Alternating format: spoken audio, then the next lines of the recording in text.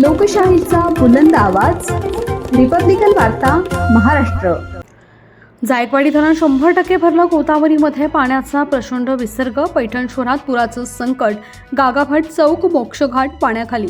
जायकवाडी धरणात मुसळधार पावसामुळे पाण्याची प्रचंड आवक झाली आहे। धरण 100% क्षमतेनं भरलंय, त्यामुळे नाथसागर जलाशयात मोठ्या प्रमाणात पाणी साठा उपलब्ध झालाय। 29 सप्टेंबर 2025 रोजी सकाळी 6 वाजता धरणातील आपत्कालीन 9 दरवाजे आणि नियमित 18 दरवाजे उघडून गोदावरी नदीपात्रात 2,07,504 क्युसेक पाण्याचा विसर्ग करण्यात आलाय। पैठण शहरात गागाभट चौक, छत्रपती शिवाजी महाराज चौक, संत एकनाथ समाधी मंदिर परिसर, महामानव डॉक्टर बाबासाहेब आंबेडकर पुतळा परिसर, कहारवाडा तसेच मोक्षघाट पाण्याखाली आले आहेत। गोदावरी पात्राजवळ मायगाव ते कावसान या गावांनाही पाण्याचा फटका बसलाय। अजून काही लोकांना सुरक्षित ठिकाणी हलवण्यात आलं आहे। पाटेगाव पुलावरून पाणी प्रचंड वेगानं वाहत असून नागरिकांनी पुलावरून पलीकडे जाण्यासाठी मोठा जमाव केलाय। नांदूर, मधमेश्वर, देवगड, शेंदूरवाडा व माळोजा येथूनही मोठ्या प्रमाणात पाणी धरणात येत असून जायकवाडी धरणातून एकूण 2,35,000 क्युसेक पाण्याची आवक सुरू आहे। पूर नियंत्रण कक्ष, जायकवाडी प्रकल्प पैठण यांनी नदीकाठच्या लोकांना सतर्क राहण्याचे आदेश दिले असून अधीक्षक डॉक्टर विनयकुमार राठोड यांनी जनतेला सावध राहण्याचं आवाहन केलं आहे।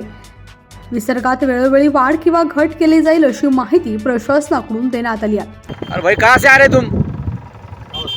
अब कहाँ जाएंगे? क्यों? मागील काही दिवसापासून वैजापूर, पैठण आणि कन्नड या भागामध्ये अतिवृष्टी सुरू आहे आणि येणारे पुढील काही 2-3 दिवस पुन्हा अजून अतिवृष्टीची संभावना वर्तवली जात आहे। मी आपल्या माध्यमाने सर्व नागरिकांना आवाहन करू इच्छितो की आपण येणाऱ्या 2-3 दिवस अतिशय जागरूक राहणं गरजेचं आहे। कोणत्याही परिस्थितीमध्ये अत्यावश्यक कारण नसल्यास आपण आपल्या घराबाहेर पडू नये। विशेष करून मी विनंती करेन सर्व शेतमजूर शेतकऱ्यांना की आपले जे गुरढोरं आहेत त्यांना आपण मोकळे सोडावे, जेणेकरून गोठ्यामध्ये बांधल्यास त्यांना नंतर जर पाणी अचानकपणे वाढलं तर त्यांच्या जीवितास धोका होऊ शकतो। त्याचबरोबर त्यांना कुठेही नदीपात्राकडे जाऊ देऊ नये।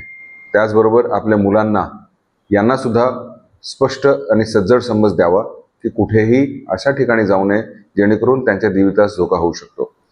आपण असंही पाहतो आहोत की काही पुलांवरून पाणी वाहून जात आहे आणि तिथं काही लोक पायी चालत आहेत, गाड्या घेऊन जात आहेत। ह्यामुळे सुद्धा सर्वांच्या जीविताला धोका निर्माण होऊ शकतात। कोणत्याही परिस्थितीमध्ये अशा पाण्याचा अंदाज वरून येत नाही।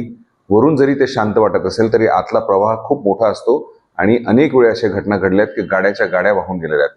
त्यामुळे आपल्याला सर्वांना विनंती करतो की असं कोणतंही साहस करू नये जेणेकरून आपल्यामुळे अनेक इतर लोकांचे सुद्धा जीव धोक्यात जाईल। पुन्हा एकदा आपल्या सर्वांना विनंती करतो, आवाहन करतो की कोणतीही रिस्क घेऊ नका आणि येणारे 2-3 दिवस आपल्याला अतिशय जागरूक राहणे गरजेचे आहे। धन्यवाद। रिपब्लिकन वार्ता, महाराष्ट्र न्यूजसाठी पैठण प्रतिनिधी राहुल गिरे, Chhatrapati Sambhajinagar. Subscribe now and press the bell icon. Never miss an update.